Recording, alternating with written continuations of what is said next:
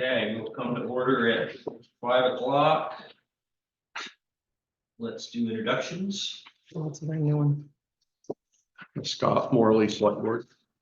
Harry Keenan, Select Board. Dan Webster, Select Board. Maxwell, Town Administrator. David Barlow, Town Treasurer. Jim Cobb, President. Israel Stanfield, Planning Commission. John Buchanan, Road Crew. Vicky B, President. Bill Marquette, Emergency Management. 2 hours. Thank you. And before we get started, welcome Carrie Keeman. Congratulations. Thank on you. Finally filling out our select board. Thank God.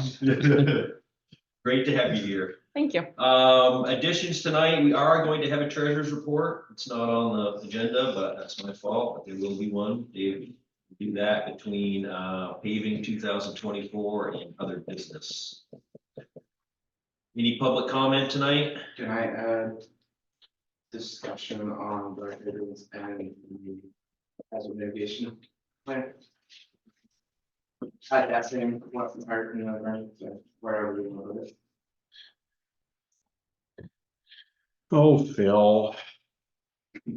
Why do you do that to us? So we are, It shouldn't take long.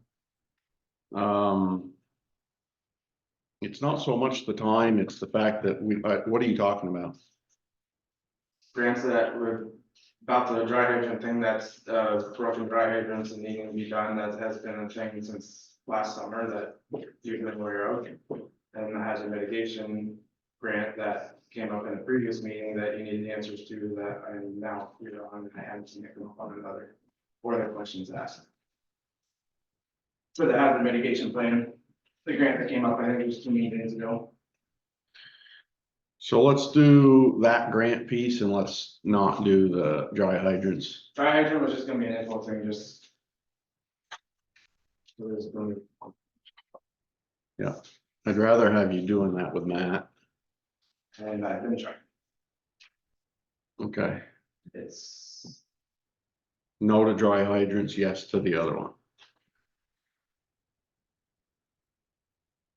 Okay. Hazard mitigation. And it'll have to be, see where we're at on time by 6. Okay, so town emergency preparedness. Jim and Phil are both here, looking for an update from the community action group on you guys. Yes, Vicki. I actually had a public comment. Okay, go I ahead. skipped over public comment because I messed it up, sorry. That's all right. Go ahead, Vicki. I just want to know what the progress on the streets and town cleanup is, because I may have almost tripped yesterday coming to the special meeting. Like, you mean like garbage and stuff? Yeah, and Yeah. clods of sod and dirt in the sidewalk, like, that's a hazard. Yep, we'll make sure the guys know about that. Why, yeah, but why hasn't it been done? I don't know that. Not sure what their schedule is for that, but I'll definitely mention it to you. Thanks, Vicki. So before we go any further, I want to do a little bit better job on Carrie. Okay, go for it. Sorry. No, it's fine. Just throw her in. Well, she will be. Thank you, and welcome. Thank you. I'm excited to be here. Good. It's fun to have new people, new perspective. Dan's learned a lot this last year or so. Yeah. He looks cross-eyed every once in a while, so that's when it's too much. So you'll get there too. I don't know what to say other than absorb it. You've been here a lot anyway, so you kind of get it from the other part of the Mhm. room, but there's a lot to think about. So I just want to say thank you for coming and joining us, and I appreciate it, and welcome. Thank you. The other part of that is I think we should thank Scott Breyer, who Yes. has worked for you. I'll probably get it wrong. Is it 6 years? I think he said 6. Scott, 6 years. 2 3-year terms. Yep. So he worked a long time for no money and did an awful lot for the town like you will. Mhm. And so I think we owe him a thank you for that and some recognition at least. And now we can move on. Okay. All right, Jim and Phil, go ahead. Let us know what you guys have been up to. Go ahead, Bob. So the Coventry Community Action Group, the short was what, CAG? Is that? Yeah. CCAG, Coventry Community Action Group, oh, that's not good. No, kidding. It's what's called the blue screen today. There's been 2 meetings. We missed the last one, yeah, I think there's been 2 meetings. The focus right now is doing some type of data collection around town. They're setting up zones in the town to hopefully get an individual in each one of those zones to be able to do phone trees and checking on people. And then, but the beginning is gonna be trying to get data collection on, okay, what are your needs? If this happened, what would you need? Shelter, help? Are you blocked off? Like that type of information to understand what the needs are in the town. And then move towards, then they can use, I can't say we. Then they're gonna use that information towards us coming up with a shelter supply plan. And that's about how where it's gone at this point. 2 meetings, there's been some pretty good show up. The first meeting had quite a few people. Amber Huntington's the one heading it up along with Jim. He's part of the group. Renee and the Menons have showed up at the last one, so there's more involvement, hopefully keeps coming. When are the meetings? Second Wednesday of the month, in between the 2 slots. So the structure of the group is what we've discussed originally, which is I don't want to make that sound like a statement, but more of a question, right? It's the emergency management director, you have all of your obligations to fulfill for the town's emergency management.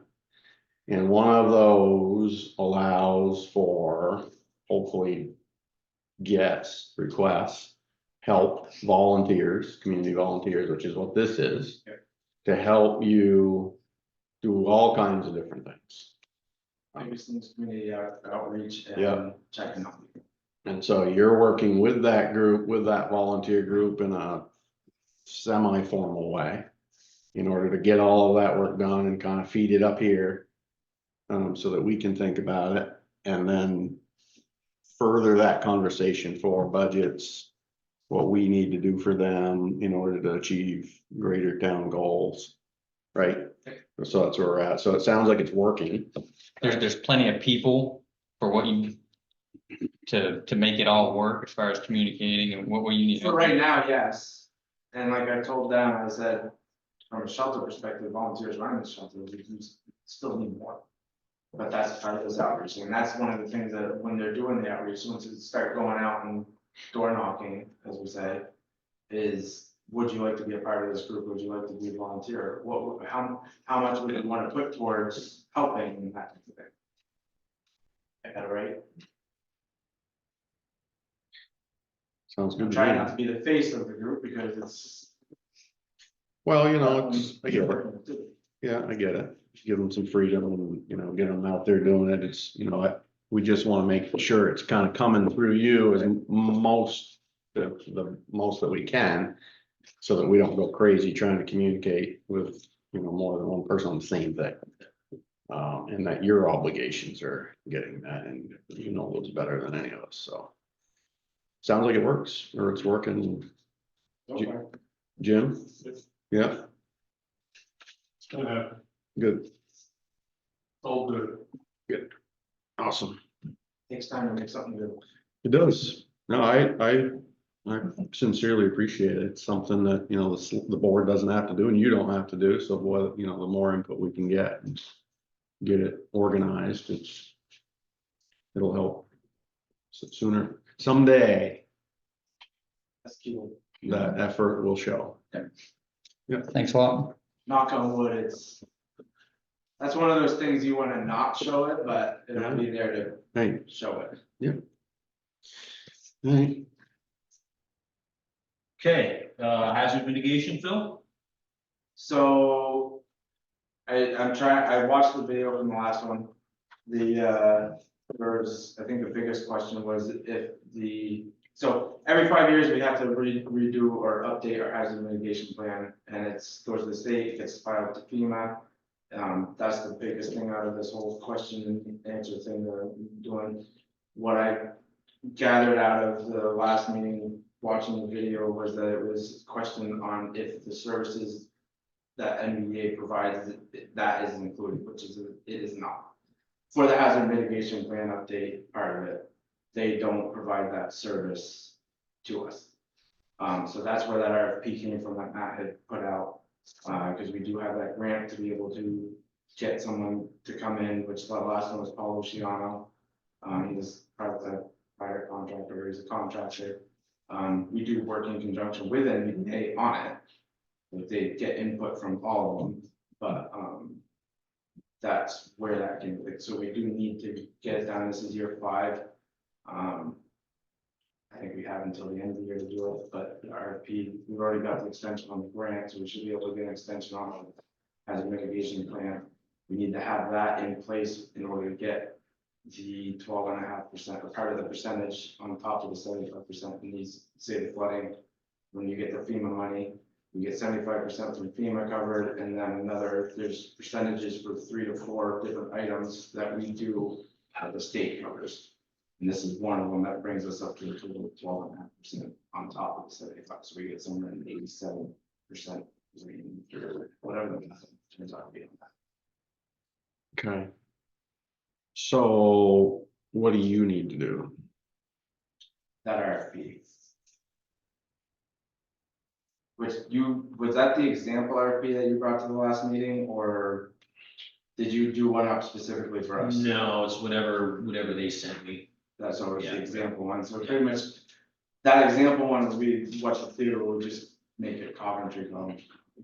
How much work are we talking? For the RFP, or Yeah, to make that RFP, since we have the example, I don't think it'd be much.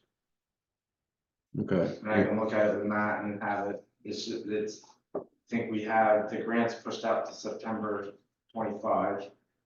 And said we're supposed to have it updated this year. So you're kind of requesting that work product be completed by the town administrator and not yourself?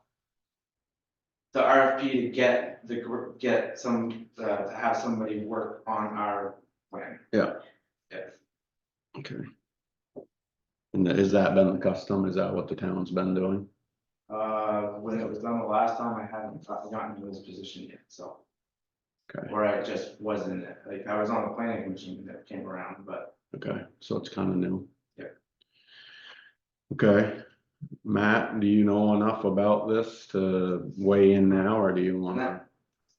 chew That's on one it, of those things that- chew on it and figure it out and offer us feedback? I'm sure I can figure it out. I'm good with going back and forth with him. It's just having the time to be able to get it typed out and ready and everything. Yeah. If he's got questions on it, he's can short ask, say, okay, what do I need to put into this part? Which is fine with me. All right, did you guys follow half of that? A little bit. Quarter of it. Yeah, order. Yeah. I'm thinking I need to call you. So there's no decision for us to make on that tonight. No, Let Matt get his head around that when he's got the moment. But we are time sensitive on it. yeah, so I'll work with him. I think plan would be to put an RFP in front of you on the next meeting. Okay. To be able to post it and then get responses back on it. Okay, so today's Wednesday, we're out of our normal here, so maybe in the next, whatever, Matt, couple days, look at it.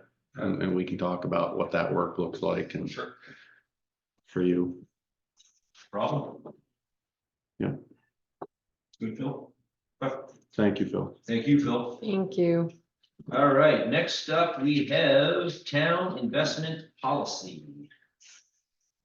This is on here because Dan Webster and myself will be meeting with John Henry Hubert of Catamount Investment next week on this day, on Wednesday in the afternoon, to go over the town's investment strategy and whether we're following the town investment policy as we should be and whether there needs to be any changes and we've got a couple documents here. One of them is the town investment policy, and one of them is titled the town investment policy statement.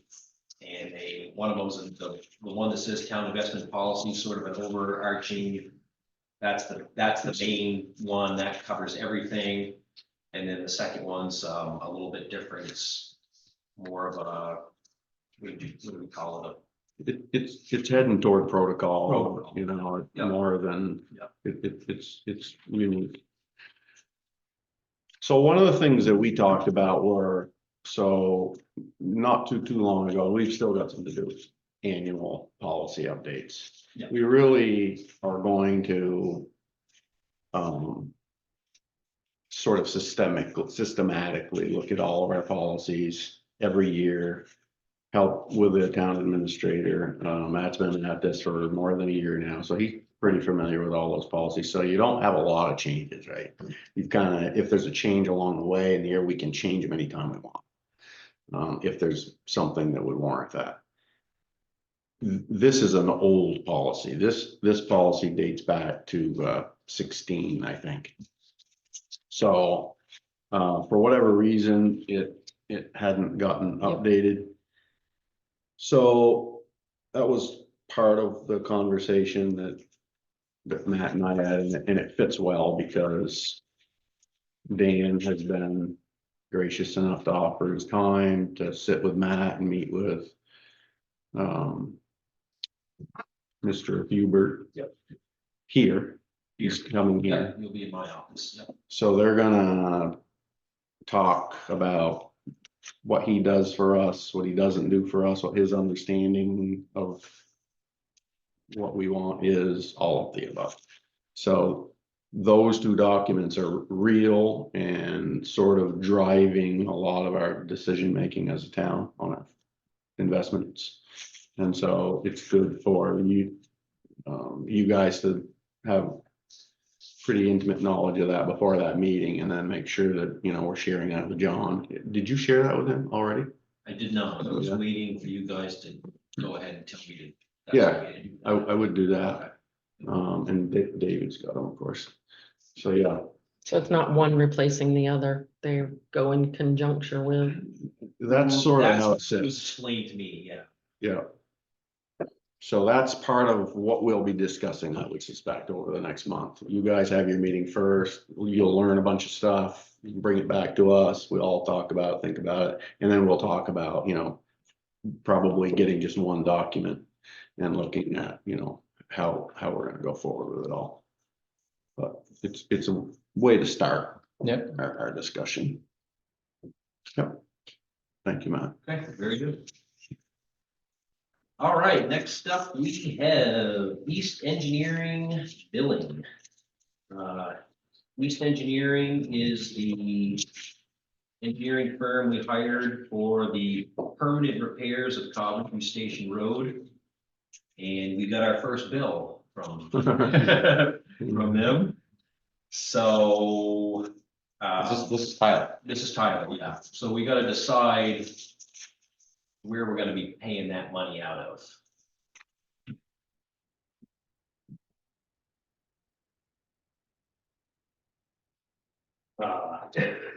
For sure, that needs to come out of the reserve fund. It's. I don't think you wanna dip into the fiscal year allocation yet for that payroll. Oh, We still have that coverage under mitigation. Well, I don't know how much this is, so. How much is that? It was not insignificant. His it wasn't bill? Huge. 35,000. Yeah. His first, yeah, his first. Right, bill was yeah. 35,000. And this is for Coventry Station because of flood. Correct. Okay. Well, that's a good point, Phil. I mean, it could come from either roads infrastructure or flood mitigation. Flood recovery and mitigation. Because in theory, that should come back in the end from FEMA, right? that's our theory. Mostly. So then it should go back into that. Yeah. That's where those reserve funds are. Good to have. So So asking that question going forward, David, is, you know, we're looking at 1.1, 1.2 million. Mhm. That's, we don't have that much money in those funds. So I think we need to do some strategic thinking on that in the next little bit. Oh, I've been pondering on it seriously about just how do you raise the cash? But yeah, Because, I mean, this is our first dose. This is, They're- and they're gonna start coming in, like They're we've gonna got, start coming. yeah, like I got he sent out his things that he wants us to put in the newspaper to get bids. So Yeah. there's, you know, there's gonna be a cost there, and it should all come from the same. So we Yeah. can keep track of it, because all, I mean, this documentation on this is gonna be Yeah, right to the letter. so the wording in the article that was on the town meeting did not specify it as a reserve fund kind of thing. So just in plain language, look at it and say, okay, then general fund. Or it could be the highway fund. But fiscal year kind of thing. It was just sort of, in fact, it didn't really talk about the funding. It was more about, can we pursue it? So, but it wasn't a reserve fund specifically, so it's kind of a. so I am hearing a little bit of caution from Matt, which I like, which is, you know, the trail, the money trail. Is gonna be as important as anything that we do Right. potentially to satisfy the state and the federal Yeah, they're gonna be. reviews. And we're not gonna have enough money in those particular funds. We're probably not gonna have enough money in general fund. We will. We will. If I know when they're coming, give or take a few months, we will. And then when would we be looking, what's the the forecast for The return? forecast is for you guys to approve a bid at the second May meeting. And so we're talking about a completed project this construction season. Correct, he would, then Tyler would have them start probably in June, or whenever they could in early June, as soon as the weather's ready. And then is there any anticipation on how long it would take for refunding? You're looking, so with the 2019 flooding. That was October. I had that done, filed in April, and it was almost a year, a little longer. Till we got it, if I recall right, David was telling us when we got it. I have to look. I think it was a year, because once you finish the project, you gotta file all the invoices and everything to them. So that's just something that we should think about, Dave, or you're thinking that you're not worried about 1.1 coming from general? Coming up with the cash and doing it out of the general fund, I think is in keeping with the way the article was written. Okay, But in terms of this particular one, ultimately, it doesn't matter. I can move anything anywhere. Yeah. And the auditors will certainly weigh in. They always do. And I don't know where where ours will currently fall on, okay, that's a grant and it needs to be this and that. They kind of do that after the fact. so let's let David, So, yeah, this one I would probably look hard at the flood fund, just because there's a lot of sitting around money in there. do you want a motion on this one? Yeah, it'll come up as part of the warrant, although you could do it. Just for where the money's gonna come from? Yeah, there's 155,000 in there. flood. So you wanna do that? Yeah, let's do that. Flood and recovery.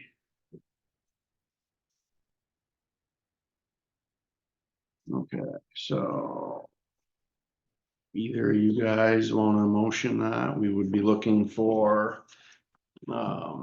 Payment for East Engineering. East Engineering, what is it for? Was it for Um, the East Engineering? pre-construction engineering. Yeah, so we would be looking for a motion for East Engineering payment to be coming from the flood and recovery special fund. I'll make a motion to pay East Engineering out of the flood recovery and mitigation fund in the amount of, do you need that? 35,000, 35, whatever it is. Pretty good. 35,000 even. Your second, Second. all in favor? Aye. Thank you. Thanks, guys. Thank you, David. All right, paving 2024. Couple things here. Myself and Scott and Nathan Standish rode around last week with a couple guys from Hutchins, looking at all the places that we are gonna pave this summer. And they pointed out some culvert work that needed to be done. And one of the big things we noticed is that we've got 2 spots on the river road where we're gonna be bumping into the railroad tracks. So I spoke with V-Trans, who sent me to the railroad people, and we're gonna be obtaining a railroad right of way. Do some paving down there. At the expense of the town. So that was a bit of a, I don't know if it was a hiccup or not, but. Something we were unaware of. we- Yeah. yeah. I guess we made an assumption that when the paving contractors gave us their bid for that stretch of road, that they would have thought through all of that. And essentially, as the contractor would take care of that, but they have identified that that is incorrect. You have to get a permit, is that, what is it you have to get? Yeah, it's a, well, explain it, man. It's called a railroad right of way. So they send a couple railroad people down there as flaggers, and they watch very carefully as they take those tracks out of the ground and pave there and then put them back in. Make sure that everything's done right to their specifications. So take it all out. I believe so. I think that what the Hutchins guy said, those things gotta come up, and if we wanna pave there, otherwise, I mean, we have an option of staying away from it. That's one of the options they gave us, because we could just stay out of the airport right away, which is, I don't know, what do you say, 20 feet or something like that. Railroad, right? Railroad right away. We could stay away, we could just, Yeah, not pave that 20 feet on each side. but that we don't want to do We that. don't. That's one of the reasons we're there, which Right, is we you know, have the paved, grading and all of the, we want to hard So, but in surface. order to do that, you have to have this specific permit. So River Road and then Howell Road. Yep, those 2 spots are Yep. here, yep. And there's a culvert in that right away Culvert too. there, it's gotta get done too. All right, so you got that, you're on it. I'm on the right away, yep. You're waiting, and Yep. then when you get that, Yep, do we need to do anything for you? I would They assume will you'll have to, probably- you guys will have to authorize something, yep. Yeah, So I'll get that and hopefully have it in front of you by the next select board meeting. and then we can Yep. send it for Hutchins and Yep. off we go. And then also in your pile up there, you've got a proposal for some center line markings, which would be for the section of Pine Hill that hasn't got a line on it, and then once they top coat Airport Road, center line on there. I only printed out one of them, it's in the one that was in the middle of your folder there, L&D markings. Which file roads are included from this? Oh, I got it. Just choose. Yeah.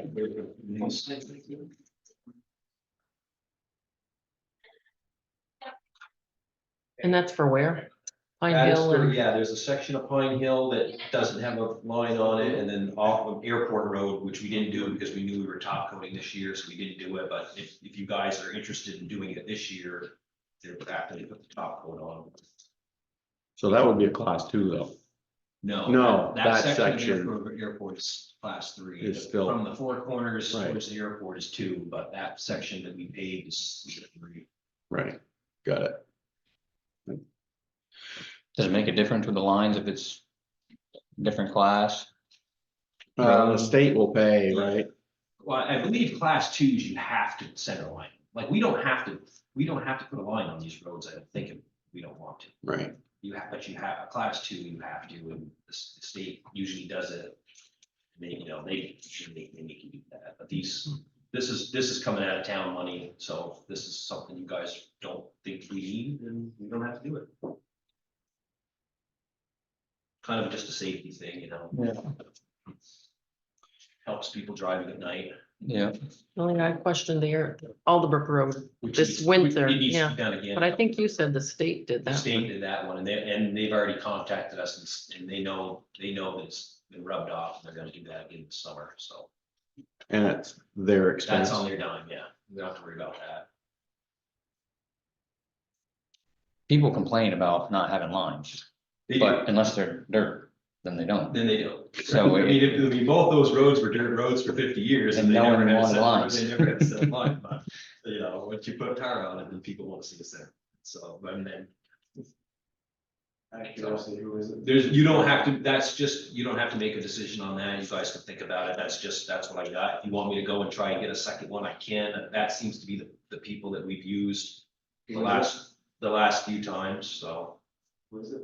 L&D L&D, out of Montpelier, East Montpelier Road, Barry.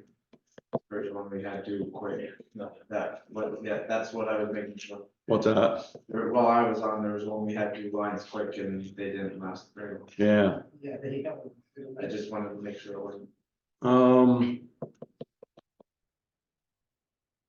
think we should probably see 2 or 3. Okay. I mean, you yeah. guys, yeah. and So the airport road, this is after we do the second. What's that? It's after we do the second, the top. Right, they know, I've talked to them, they said, just let us know, or they'll talk to Hutchins. so how did that come to us? Did we request it or did they find us? I looked through our files and saw who we've been using in the past, and that's who it was, so I just called Gotcha. them. Deb had passed an old bill for them in your file cabinet, and I figured must be who Dave. You remember them, Phil? No. No, because I don't think we had anybody come paint, the only one we had was they came and did all of it, because paving started right Gotcha, second year in, so. gotcha. What were you saying? How did this come about? Yeah, People just asking about lines, is that what you're saying? yeah, it's like, where did it come? Yeah. Yeah. So it's yeah. probably a conversation we gotta have a little bit bigger on itches if, we've got a lot of hard surface now, and if this is obviously, this is probably gonna have to get built into the budget Yeah. I going would say forward so. each year. People, once. Doing a road a year or whatever the costs, associated costs are, that's quite a bit of money for Yeah, just yeah. 2 little stretches, so. No, I mean, I noticed like just being in the office once they paved those roads, after about 2 or 3 weeks, you start getting calls saying, hey, when are you guys gonna pave? I that can't center drive on the line? road because there's no When's that line. center line put up, or I can't see at night what's going on with the center line, so. I was one of them. You and Carrie was one of Harry. them. So But she was not the only one, believe me, lots, and especially on Alderbrook. And So maybe some of the if we're gonna big- do it, maybe it should just be routine to pave roads, put the lines on, and when we get to second and coat. I know that seems to be, there's a lot of different grades of paint. Isn't Alderbrook Road one of the ones the state usually does? Yeah, that's class 2, so Okay, they that's do what that. I, Yeah. that's, okay. And they're gonna do Station Road then. Coventry Station Road is a class 2, so that would be a state. So let's do that. Let's just slow that one down, get us 2 or 3. Okay. And then let's have a little bit bigger conversation, because we're gonna have to build that into budgets of David, going forward on the highway and the things. I don't think that there's budget money typically in there. Not the 40. Huh? 40. 40? How much? That is 69, 69, 6,900, but it's not a lot of road. and that's only the yellow line, it's not white lines. Yes, Mhm. that's just the center. And They just quoted the center. So I think Because that's all we've been doing on the class 3s, so I mean, Mhm. if you guys wanted I can get a price for the shoulders. If you want. No. let's just start little and try to have a conversation about paint grade Okay, when you're talking to these guys. Yeah. If there's Yeah, different costs associated with different grades of paint, and see if you can get us some sure. literature on that. Yep. I think there's one, it's the ones with the trucks. Okay, the last thing on Yeah. paving, The one we had over, the one that I was talking about, it was hand walking machine. Yeah, right, Stick a can of spray paint in it. all right. the last thing on paving is we had a resident, mention that, Hermanville Road needs a top coat. We didn't include it this year, but, wanted to mention that because that was something that was brought up by somebody who lives on Hermanville Road. So that's just that's just a base coat. Bring it in, yes, I'm not sure. We did it. We did that.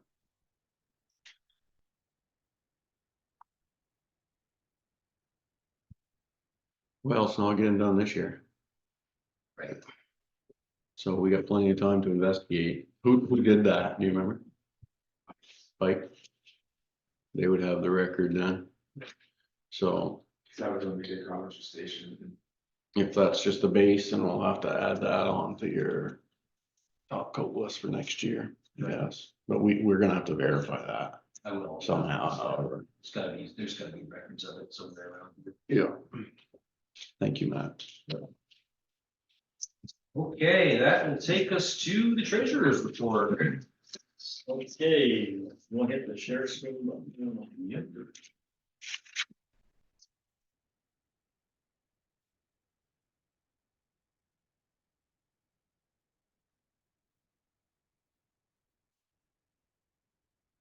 Did I do it? Yeah. Okay.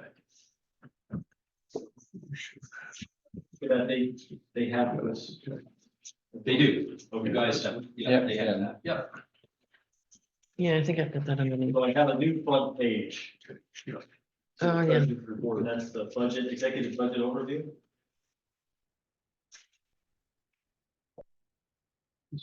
Yeah.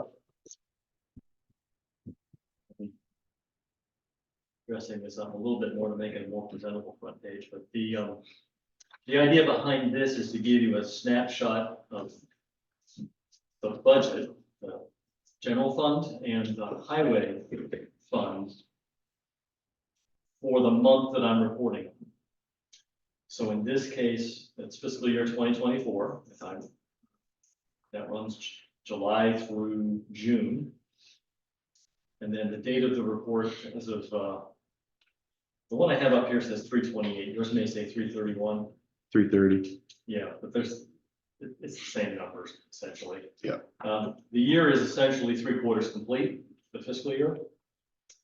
And as we work our way down the general fund, I'm showing the revenue, the budgeted side of it, and then the two major sources, the landfill, which is the major source, and then a whole list of other stuff that produces a small amount of revenue, and then the totals. You can see the budgeted revenue and then what we've actually received to date. And in terms of the general fund, we're pretty much at 100%. In terms of receiving the monies we thought we would receive, we've got it. And you move down a little bit further and you see the budgeted expenses and transfers. We have operational expenses, and that's just the day-to-day activities of the town, except for the roads. Everything else, it's mainly this building.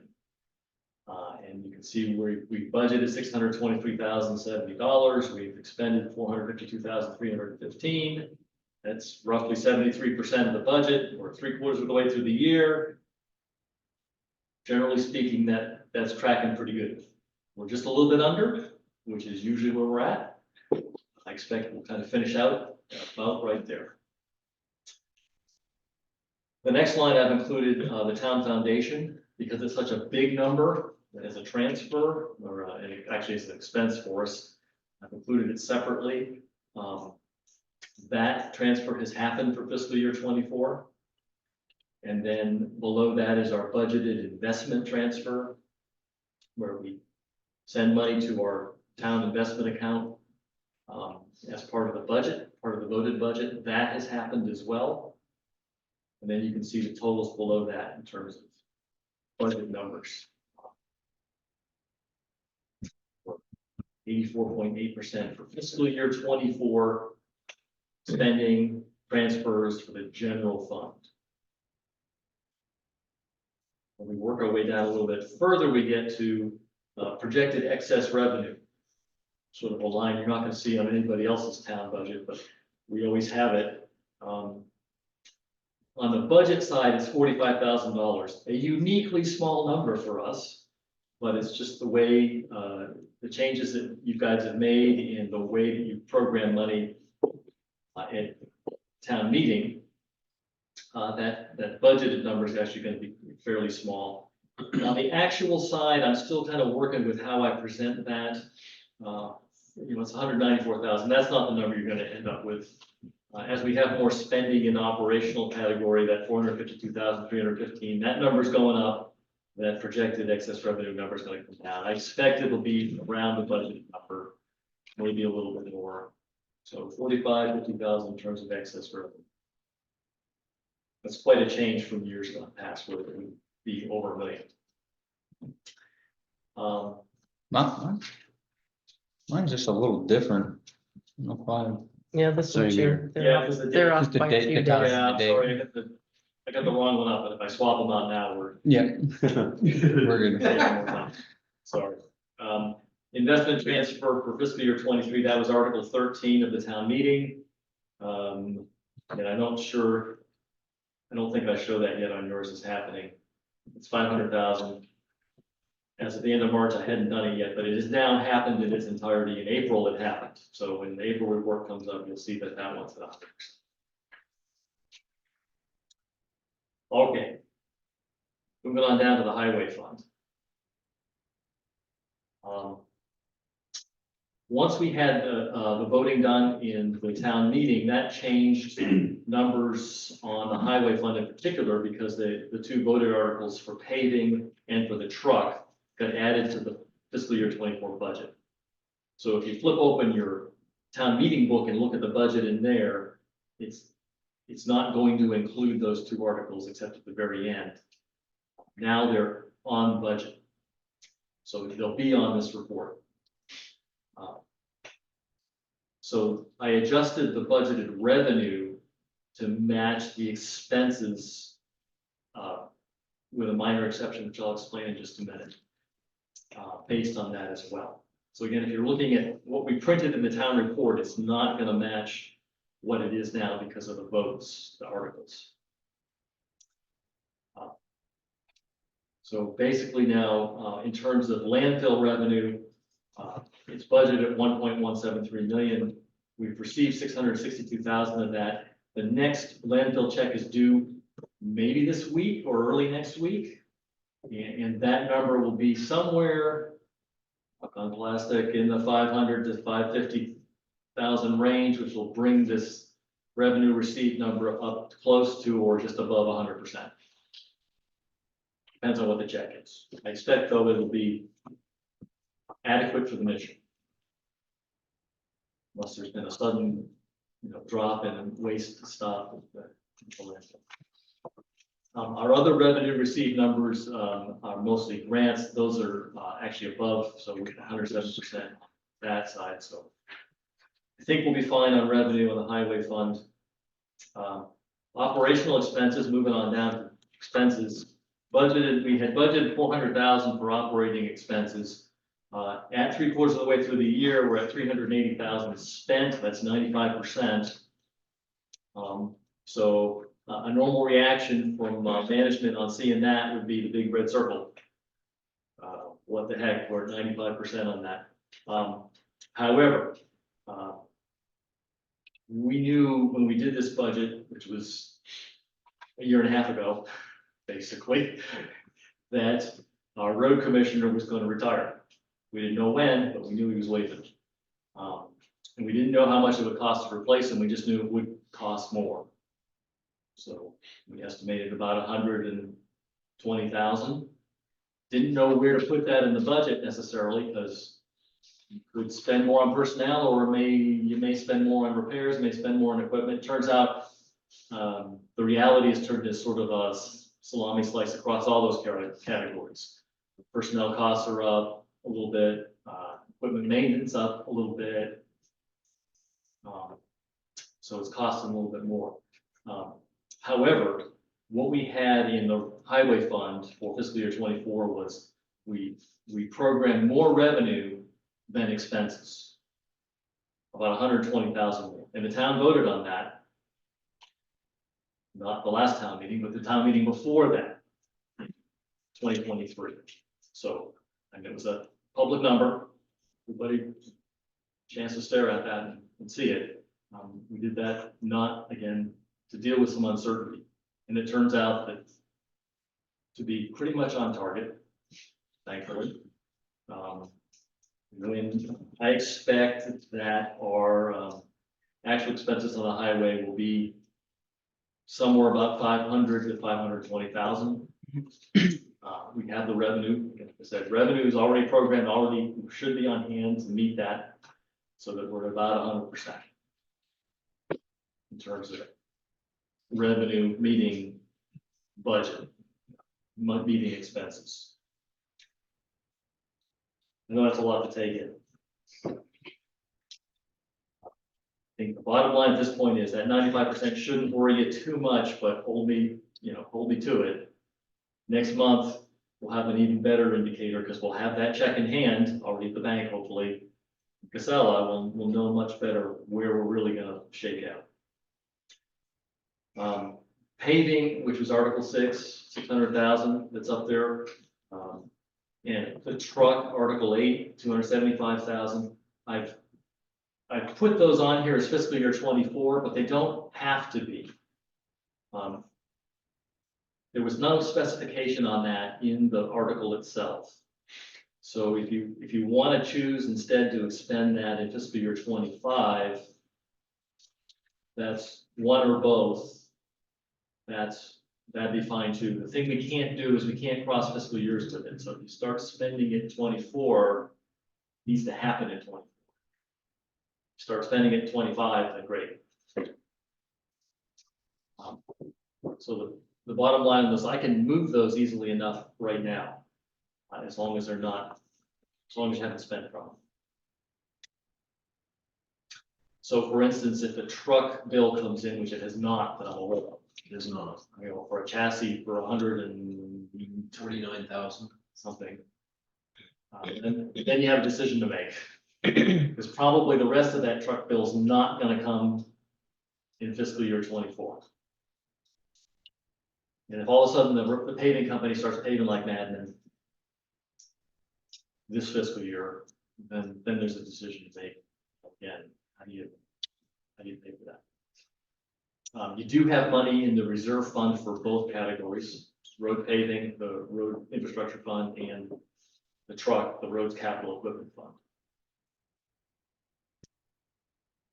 So again, you don't have to decide anything right now. It's going to depend on where do we think those expenses are going to primarily fall.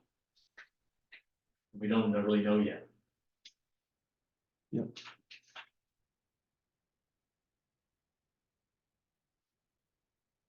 So those numbers are there because they were put in as the articles, but those articles, those failed, right? Did No, those they fail? passed. Those are the ones that passed. Those are the ones that Let's passed. go for back sure. and read them all. And I know I checked with the auditor, make sure our auditor is in agreement. He said, yes, the article passed and it needs to go on the budget. If it's a fiscal year kind, and those are fiscal year articles. They don't specify which fiscal year, however, so you say you've got some leeway until you actually spend from it. Where that's gonna land. What you want to avoid, in my opinion, is spending only a little bit from something and then have the fiscal year end. It's better if a little bit of spending, if there is going to be some, comes from a reserve fund, and then the major spending from this comes from the fiscal year. Yeah, money. yeah, that makes sense. And we won't know, we gotta have a bill land here, and then we have that discussion on the percentage of the whole.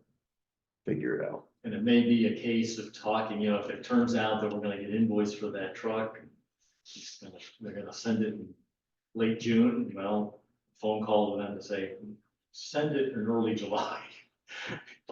Would be better. kind of thing. And I know we warned them already about the article had to pass the fiscal year and all that stuff, so. Yeah.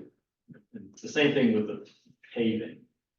If there's an option, it looks like that's not going to start, or if it's gonna start, say, in mid-June sometime, that probably would be okay. It's just the invoicing of it, if that happens in the next fiscal year, then that's gonna be next fiscal year expense, and we move it. Fiscal year 25. Yep, got it. Sounds like we just have to wait to see how things transpire. We do. But, you know, I gotta kind of put in front of you right now with the current situation. The big picture, that's it, for the fiscal year funds. And I think I want you to become more familiar with looking at this, and you see month to month how it changes, it'll become a quick read. See where we're at. And open to change on this. If I need to simplify it, hate to make it look complex, that's for sure, but we could go to a single page for each fund kind of thing. There's some different formatting options, of course. So I'm gonna move on then, if there's no further questions, to I'm good. what you see is the traditional treasurer's report. Which is basically showing bank accounts. And I'll give you it's a little bit ugly this month just because we're in the midst of getting rid of the due to from accounts, due to from lines that I touched on at the last meeting. They're kind of residue from all of the last 13 years in forensic accounting. And, you know, in the past few years, not really knowing exactly what to do with them, and the auditors kind of going, but the current auditor said, hey, move out. So, and that was your direction last time too. So in this particular report, I have gotten rid of the due to from for one fund, that's buildings and maintenance. So you'll see a kind of a revenue hit here. It looks like revenue, but it was really just moving cash that was sitting in the general fund that was owed to buildings and maintenance, moving it over there, which was 314,203 or something like that. There's a little bit of interest in this number. The new balance in that fund, which also includes a CD. So we're at 663 to 35.66. Buildings and maintenance. We definitely don't need any more money in that fund. The rest of it, I have not done as of the end of March, but as of today, I have done all the rest of it. So the April report is going to look a lot cleaner in the sense that your due to fronts won't exist anymore with one small exception. And the total fund balance will be, well, it's accurate in this snapshot as well. So if you're looking for how much is in each fund, that number is accurate, the total fund balance.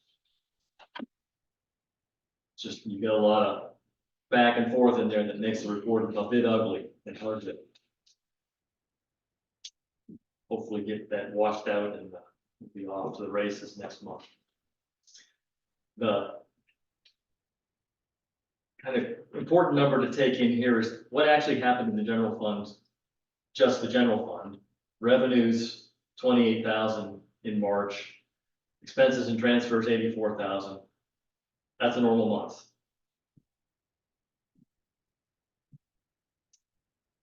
Pretty normal for the general fund.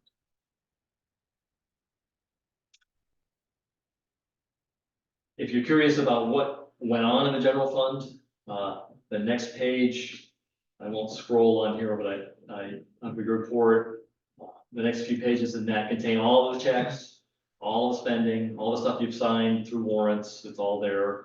You can kind of look through and get an idea. Okay, what did we actually remind me? You'll get a quick sense of what that was, what that spending was.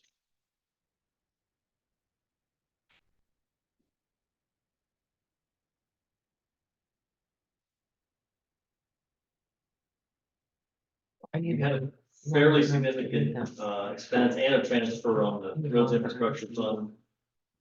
But the transfer was a grant that I moved from roads infrastructure into the highway fund based on a more careful review of what was written in the fiscal year 24 budget and what was voted in the fiscal year 24 budget. It determined that grant actually belonged in the highway fund.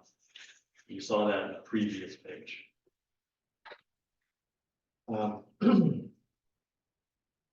It was a fairly not very busy month for the investment portfolios. Any of them, not much changed. March was fairly calm.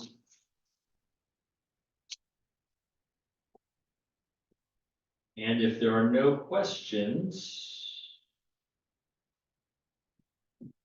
I will stop. Thanks, Dave. Thank you, David. Thank you. That's a big help. I like that sheet. It's an easy, quick reference for us. I like it a lot. The percentages. And then if we need to dig into the, you know, the devil of the details, we can do that, but it tells you if there's a problem somewhere and it gives you an opportunity to slow us down. I like it. Yeah, it's a lot easier than this one. Yeah, the big numbers page. Let's use it. Yeah. It's good for, it has its place. Yeah. It definitely want to show, hey, we're not stealing here. Yeah, And that was a really critical 5 years ago, yeah, 6 years ago. Still needs to be part of the presentation. Yeah. But I'm really looking for ways to get the kind of the select board information in front of you. Thank you. I don't think you have that. It means more to Thanks. the day to day, you know, the more, what do you need to think about when you're making decisions, Yeah. not so much. And I think when we get the fiscal year 23 audit back, my understanding is the auditors are gonna make some recommendations about how the bank accounts are structured. It's gonna change things on this page as well, so. Yeah. More to follow on that. It's a lot of work. Thank you very Thank you. much. Thanks, David. Appreciate it. Summary stuff. Okay, Brian's waiting for us here. We're not gonna do any other business tonight, so we'll move right to the approval of the minutes. Yeah, got 'em. Gary, I think you're gonna let Dan and Scott do this one. Oh, yeah. We're Right. gonna do the next one. We got just one? Yep. I got one. Yeah. Just the fact that I think Matt's indicating that you weren't part of that. Right, meeting, I was so here. just, Yep, Sit it out on. I can read it, that's You can it. read it, you just can't vote on it. Yeah.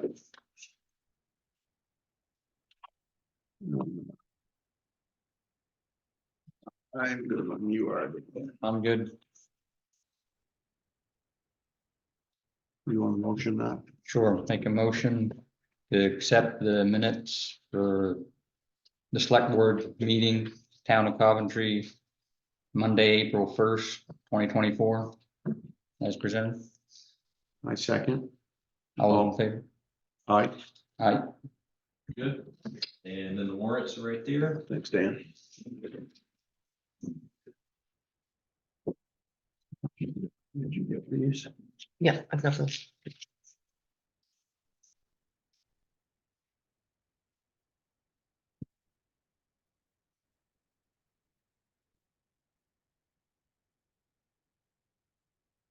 Thanks. And David. If they're new, they've got 'em. Yes. Can't she? Oh, yeah, yeah. Sign warrants. Yeah. So she's, I'm other. That'll go with that. Right there. You've been through this before. No, Okay. So. Where's the, yeah, give us that whole, must be the clip came off. Should go all the way down to the next clip.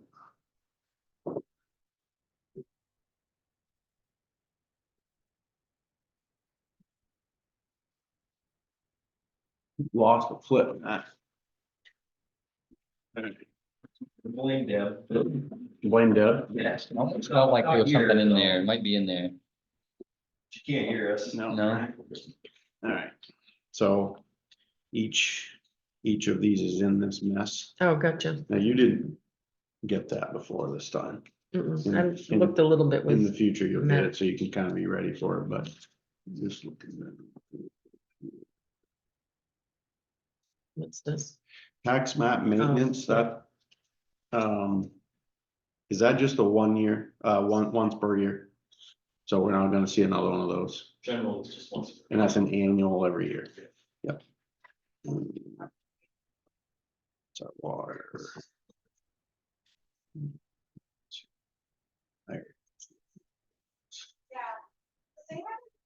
How does East Engineering charge? They just come up with a number? Yeah, he just sends me a bill, not really a lot of detail on it. There's no hours. No, it just says, you know, for like technical work he did on, Okay. So you can. you know, you've seen all that, those. It's Look at it. impossible to do it right now. Yeah, I You know, know what I mean? every single one of Sounds like a those. pretty good So gig. usually. Yeah, yeah, that's what I said, I should have been an engineer. Oh, that's that one. This one we already did. Maybe. Yeah. It's the East Yeah, so Engineering. like we you already did did. already. You probably could send them more detail. Yeah. This is payroll. Right, yeah. I see the detail. Right. I had already-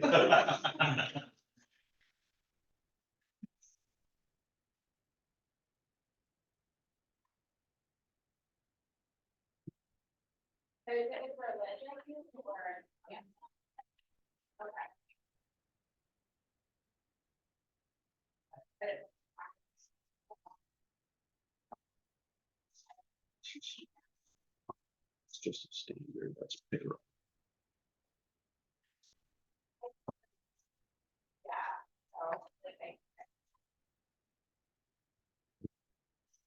Back to the file. It slid pretty good.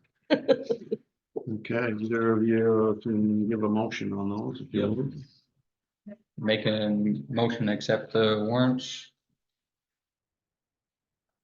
Yep, as, presented. as presented.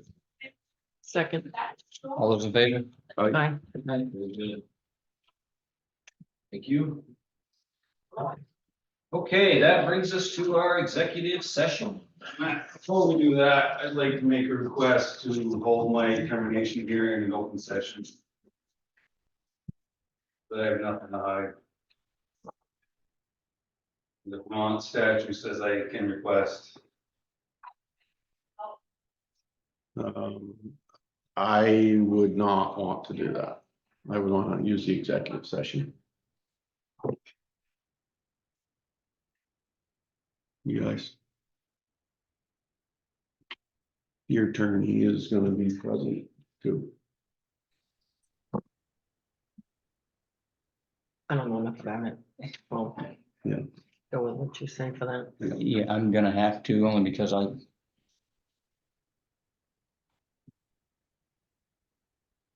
Yeah, Brian, you want to weigh in on that? Yeah, so the default is that it goes to executive session. But if the employee wants it to be in an open session, he can make that request and he's got the right to do that. And the board can deny the request? I'm just double checking the statute, Scott.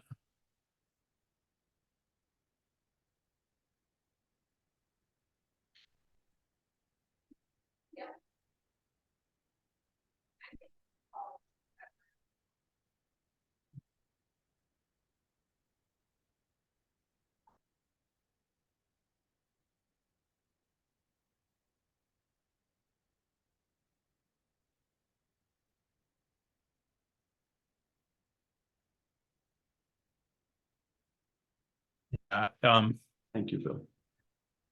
The employee has the right to ask for this to occur in an open session. And that's his right, and I don't think the select board can impinge on that. Okay.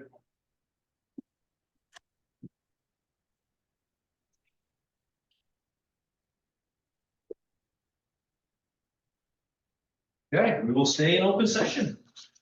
Hey, John. You're doing-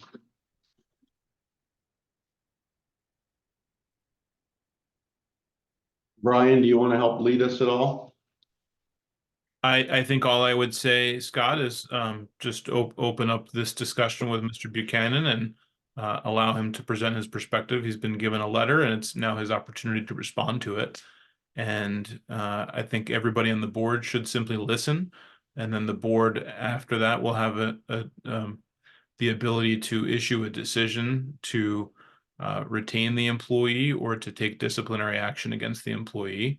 And the board will be able to go into deliberative session to discuss that privately, which is different than an executive session, and only the board can make that decision to do that. So that's everything I have to say. I think let's sit back and hear Mr. Buchanan's perspective. Yeah, one good, just got a question. Okay, thank you, Brian. So in the policies and procedures we received, April second, I believe. It stated he can have representation. It did not specify whether it was legal or not. So if he wanted somebody else to speak on his behalf, is he able to? I believe so. So John, if you'd like me to speak for you, I'm more than able to do that. And I would say this is, this is the employee's opportunity. So it really is on the employee to do that. It's not a post-termination hearing, which is more formal, and the employee at that point is allowed to have counsel present, but it's hard for me to understand why somebody else should be speaking for an employee to the select board, where the select board is effectively the employee's supervisor. And I have written a letter to the select board. I assume you all received it and read it. Yeah. And would you like me to reread it? This is your opportunity to do whatever you want. I, John Buchanan, am writing this rebuttal letter in response to the pre-termination letter I received. In that letter, I found accusations against me that were without merit.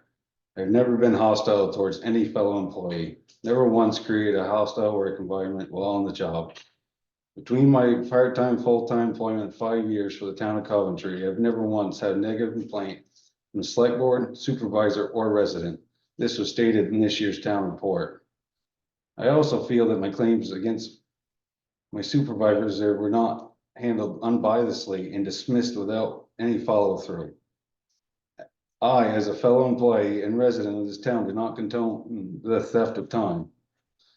Section 31 of the personnel policy states that employees are prohibited from engaging in conduct listed below, falsifying a time card or other record or giving false information to whose duty is it to make such record. As for being told by the select board to go to my supervisor about my concerns about his actions, it is not my place to reprimand him for his actions, and in doing so could have caused a hostile work environment. For that reason, I went to the select board chair. On March 29th, I knowingly entered an open door meeting with Matt Maxwell, Dave Barlow, and Scott Morley in search of my timesheet. And honestly, the timesheet had been filled out by Nathan and handed into Matt and filed with David without my knowing or approval.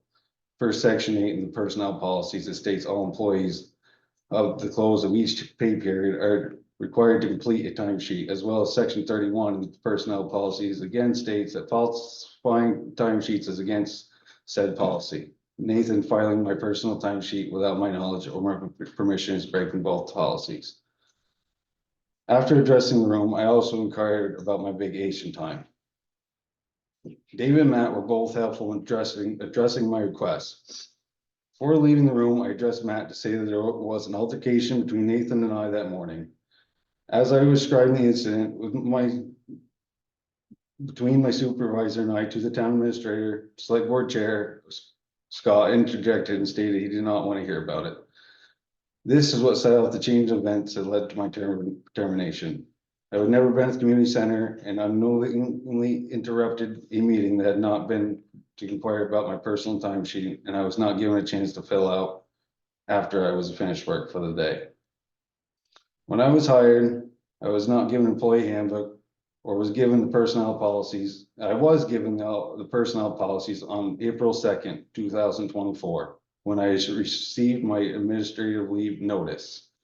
I emailed town administrator asking for a copy of the handbook, what I have yet to receive. I feel though I was not given any information to help me better handle the situation. I feel that when I walked into that meeting, that yes, I could have handled myself differently, but I think it all could have been different. And as far as a hostile work environment, me being hostile towards Nate, I want to know what you have for evidence against me. Is it his word against mine? Because you didn't take my word when I gave it to you. So I want to know why, what makes me so hostile and causing a caustic work environment? Because you're the one who signed the paper. No one else on this board signed this right here. That's just you. So I'm asking what the claims are against me. Because I need to know, and who made them and what they were and when. Was it after this all started or was it before?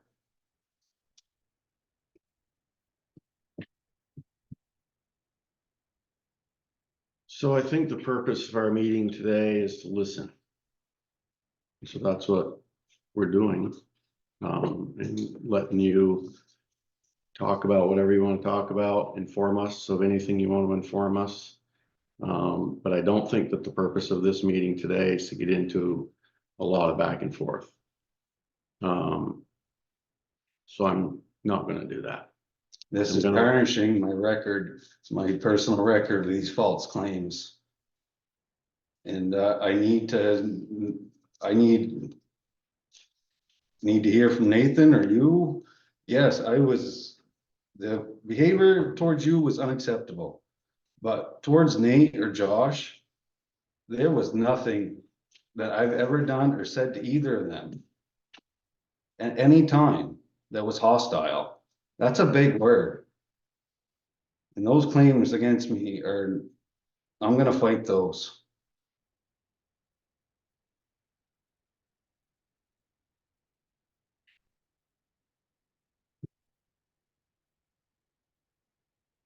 I know it's against my better judgment.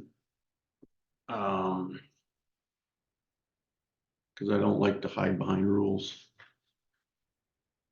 Talk to me about the day here in this building. I did, right here. I walked into that room. Close that and talk to us about, you just made a statement that I heard. And I appreciate, and I want you to talk about that. Me stepping out of line. I did, because I feel I was dismissed by you from the first time I called you about the problem I had with Nate. And that's what started this, was when I told you that I did not appreciate the way you handled it, and that is when you told me to leave the building. Because I don't appreciate it, and yes, it did set me off. It set me off when I called you and told you about my problems, and you just dismissed them. And as a taxpayer and as a fellow employee, those, seeing that stuff happen is a hard pill to swallow. And I do get wound up about it because it's wrong. And for you to dismiss me with claims that have merit, it's tough for me to take. Yes, that was not the time or place. But I was there and you were there and it just happened. And the way it all went down, yeah, it was not good for anybody. But like I said, I had stepped out of line with you, but never with the other two. And the hostile claims in here are the ones that really bother me. Because yes, I stepped out of line, but not with those two, ever. I've never not followed through with an order or been insubordinate at all with my supervisor. So his claims of me being hostile are without merit.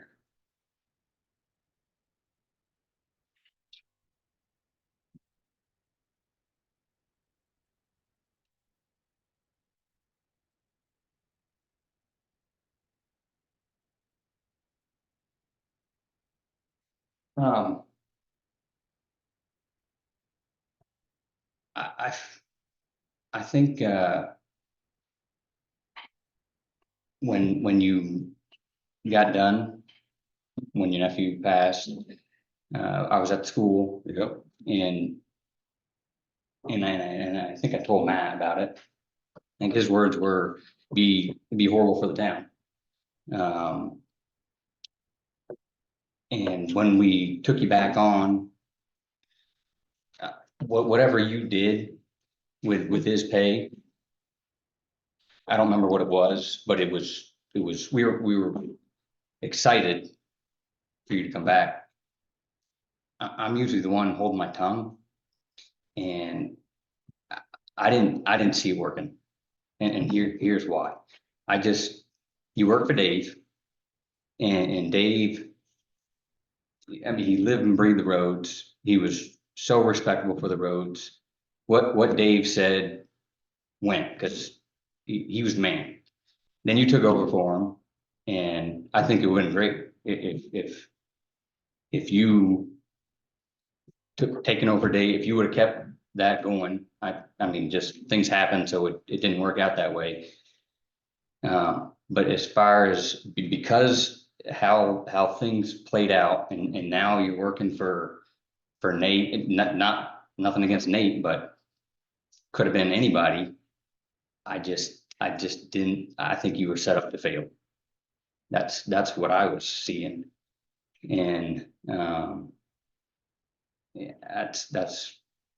that was my thought process through there. I think I could see it being very hard for you. And it is. Um, Cause I like things done a certain way, and Yeah. the thing about it is, what my complaint that I brought to the board, that's not just. It's not just some everyday thing that I'm not, like, I could go on and on all day about things I'm not happy with, but I don't. I just carry on the day.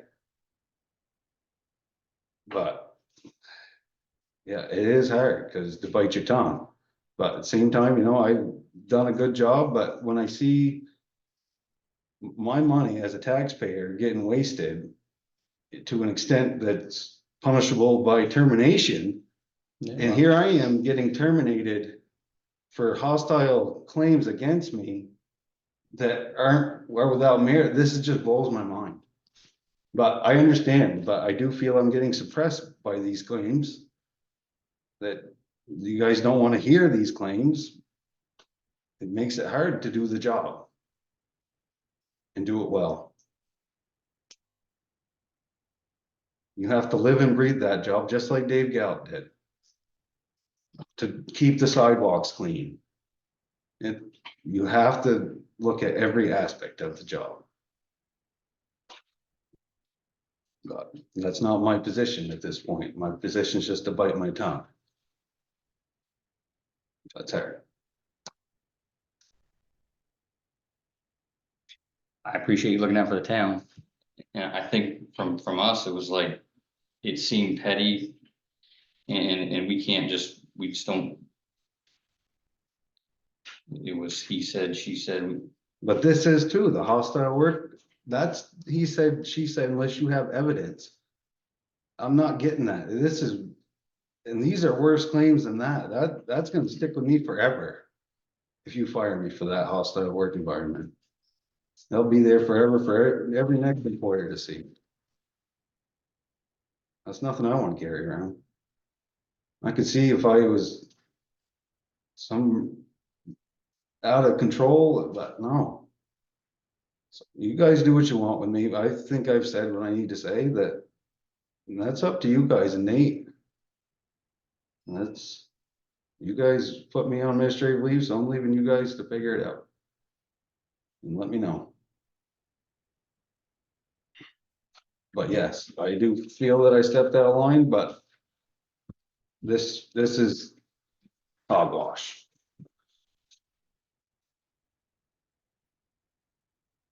I think going forward, if you're still on, you're just gonna have to give Nate a real chance.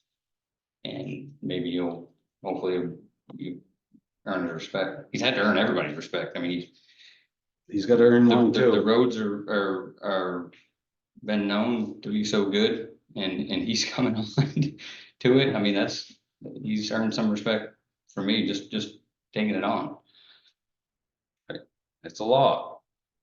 It's not a job it's just like fireman. It's worse than fireman because you never know. At least fireman, you know, you gotta wake up every morning. You don't know.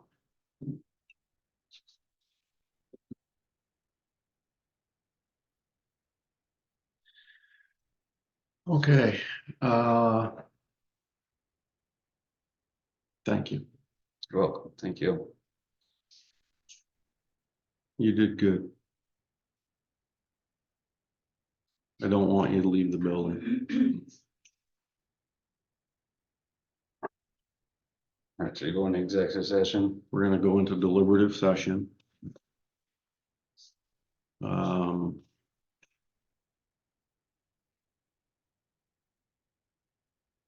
And we're gonna call you back in. Thank you. Thank you. How do we do that one, Brian? Make a motion to go into deliberative session, indicate who's gonna be in there with you, and if we're recording this, which I think we are, we should probably stop the recording. All right, I'll make a motion for the town to enter into deliberative session with folks present to be town administrator, 3 select board members, and Brian Monahan, the attorney, and no recording. Second, All in favor? Aye. we have to read the thing. You turn that back up. Okay, come on up, John, and anybody else that wants to.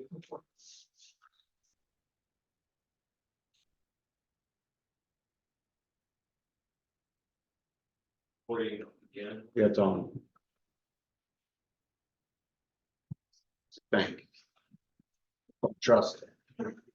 Says it's recording. It's recording. Back in at 6:38.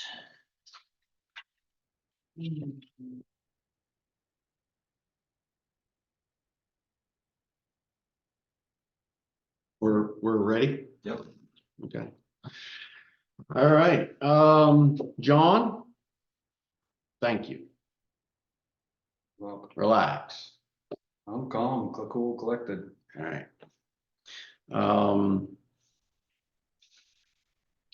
So you're going to work tomorrow morning.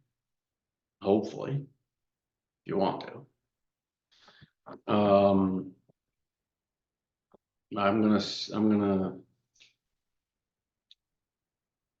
gonna do 2 things here. One, I'm gonna say sometimes in life, actions speak louder than words, right? We took an action a couple weeks ago. That's right. That's pretty loud and clear, I think. Because the behavior, and I don't wanna, go into a whole bunch of stuff here, but the behavior in this building with me that day put it over the top for me. And it was over the top. I'm not gonna argue that. And so it caused me to have to make a decision for the town. And that's very important, right? This is an important thing as we do, right? That's the most important thing that we do. The money that we talked about earlier and everything else is all important stuff, but you're the most important part. And so, the issues needed a timeout. You needed a timeout to get away from it. The board needed to timeout to accept all of the moving parts, be able to sleep on it and think it through. And that it can be a very rough, potentially traumatic issue. I get it.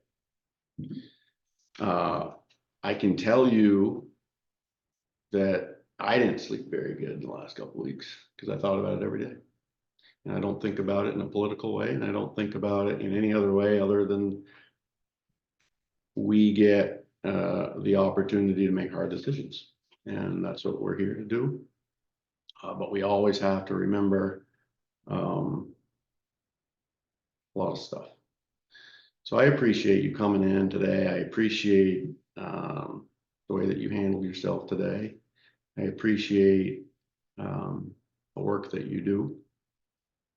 We just can't do that. No, I didn't, So you don't even have to say it. just need to work, we all need to work on some things. I Communication is key. will shake your hand on that one. So we're gonna put in our effort. We're going to, we're gonna do all that. We're gonna work through that. But what we need is a healthy employee, you and others. So we gotta work on that stuff too. Yeah, You need to work on that stuff. yeah, me and everybody else. Yep. You're gonna be held accountable, so should everybody else. Yeah, well, let's not even go there. Well, we're not going, I'm just So- laying it down. We want you, I'm speaking for the group. Can I do that? We want you back to work tomorrow morning. You are going to, you're gonna get a letter that says, treat people nice. Okay, And we'll go over that together. We'll build it together. okay, I just Is that don't want fair? it to look like this paper I have right here does. We will build it together. Okay, And we'll both agree with it, it's fair. or it won't happen. Can't be much more fair than that. So.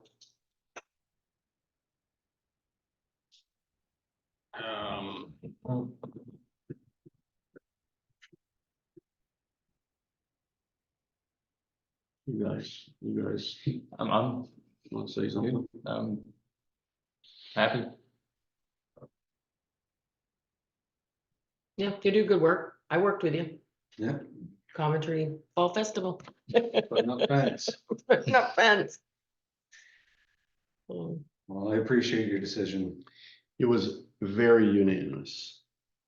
I know it took us a long time. I apologize for that, but you know, there's a lot of stuff to consider and think through, and I had to really kind of think through how I was gonna say that to you. This is very abnormal, by the way. This is not a personnel matter, right? And these are the reasons that this would be private, not because it would have any different outcome. But it's your choice. And